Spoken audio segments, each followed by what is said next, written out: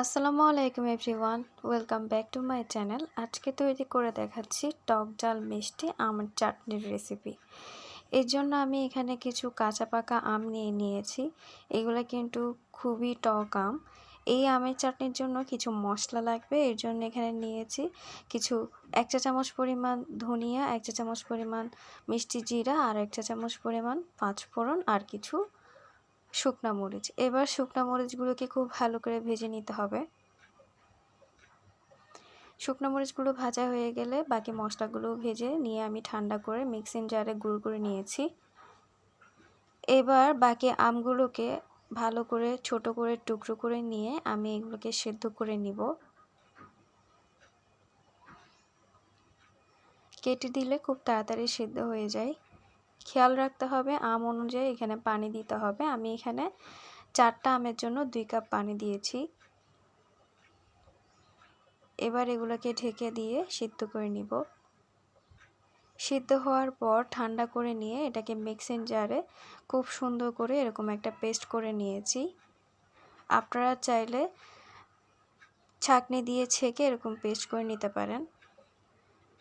এই পেস্টটাকে এখন প্যানের মধ্যে দিয়ে দিলাম।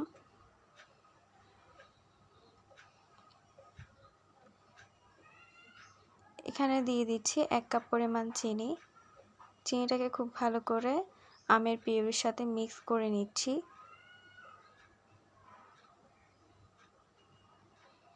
মিক্স করা হয়ে গেলে এখানে দিয়ে দিব স্বাদ অনুযায়ী লবণ।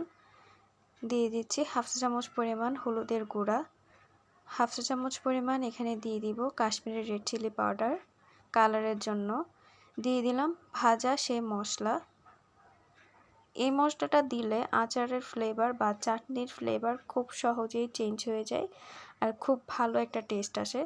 এই মশলাটা আচারে, চাটনিতে, আমসত্ত্বতে সব জায়গায় এটা ইউজ করা যাবে। খুব ভালো করে মিশিয়ে নিতে হবে যাতে মরিচের যে দানা বা গুটলি গুটলি যে ভাবটা আছে ওটা যেন না থাকে।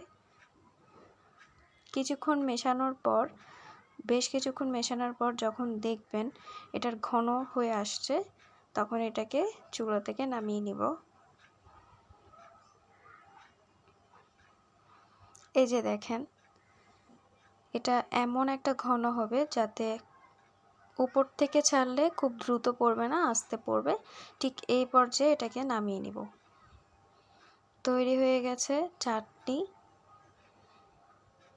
এটা ঠান্ডা হওয়ার পর এটার কালারটাই চেঞ্জ হয়ে যায়। দেখেন কত সুন্দর একটা কালার এসেছে। ভিডিও ভালো লাগলে অবশ্যই সাবস্ক্রাইব করতে ভুলবেন না। আজকে এই পর্যন্ত, সবাই ভালো থাকবেন। আল্লাহ হাফেজ।